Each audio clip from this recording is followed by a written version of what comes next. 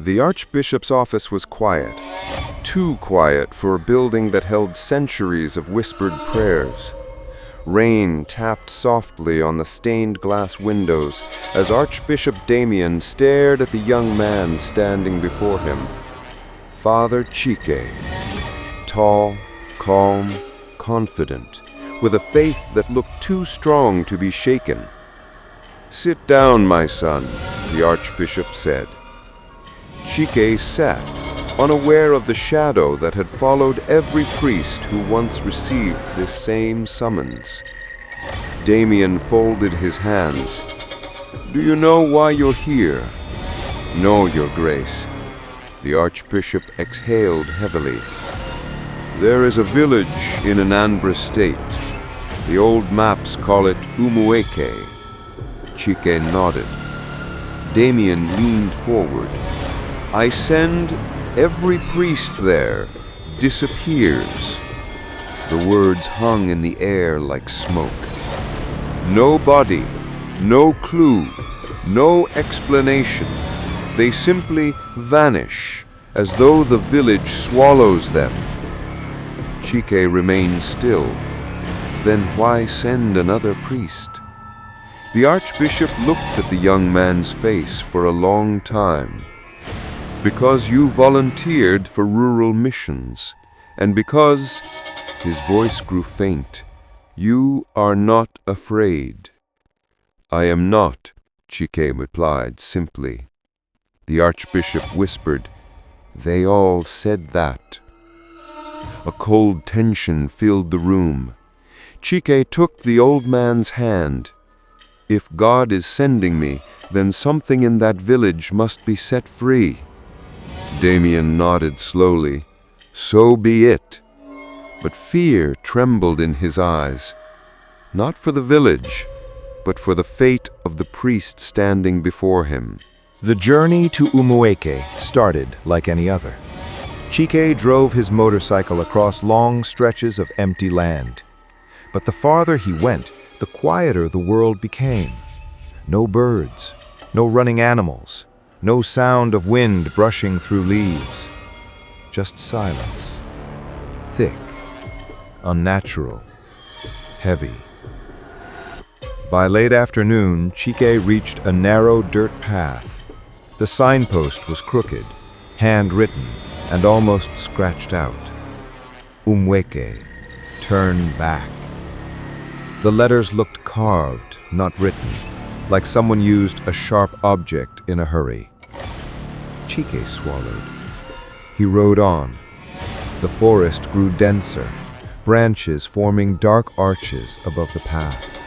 Shadows stretched unnaturally long across the road, even though the sun was still up. But the farther he went, the quieter the world became. No birds, no running animals, no sound of wind brushing through leaves. Just silence. Thick, unnatural, heavy. After what felt like hours, the trees parted, revealing the village. Chike stopped his motorcycle and stared. Umueke looked frozen in time. Small huts, broken fences, empty compounds.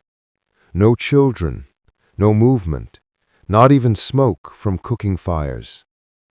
It felt abandoned. He found her sitting Then alone, he saw it. staring at the wall, At the entrance her stood body a wooden trembling, statue, her eyes tall, empty. thin, and carved with She a wide, whispered, hollow mouth, without moving her faceless, lips. expressionless, "She is here. hungry-looking. She is still The kind of inside carving me." that made your bones grow cold. That was the moment A woman Chike suddenly realized appeared beside this it, was no old, ordinary sickness. wrinkled, her eyes clouded with age Then and fear. the air shifted. She whispered, A cold breeze "Father, crawled why across did they the room, send you? though no window This place was open. does not want priests." Behind her, a shape flickered. Tall, thin, wrong. A shadow that did not belong to her, yet moved when she did. Desperate, Chike called for help. An old village priest arrived, clutching a wooden cross. The moment he stepped inside, the walls groaned, and the priest whispered, "There is something here, something ancient." As the priest lifted his cross to pray, a harsh voice tore through the room. Not human, not earthly. She screamed, "Father, you should not preach here!" The floor shook, the candles blew out, and darkness swallowed the room whole. Her body twisted unnaturally, bones cracking, joints bending. She lurched forward, snarling like an animal. The priest stepped back, trembling, realizing this force was stronger than anything he had faced. When the struggle ended, she collapsed. A burning symbol appeared deep on her growl shoulder, shook the room. glowing with a strange Her eyes red turned light. pitch black. Ancient, She spoke calmly, forbidden. with the voice The of priest something gasped, older than "This time. is a She summoning is mark." mine. You cannot take her. The temperature dropped instantly. Visions flooded the room. A forest, a ritual, a pact long forgotten. She had witnessed something forbidden, something that awakened the waiting darkness and marked her forever.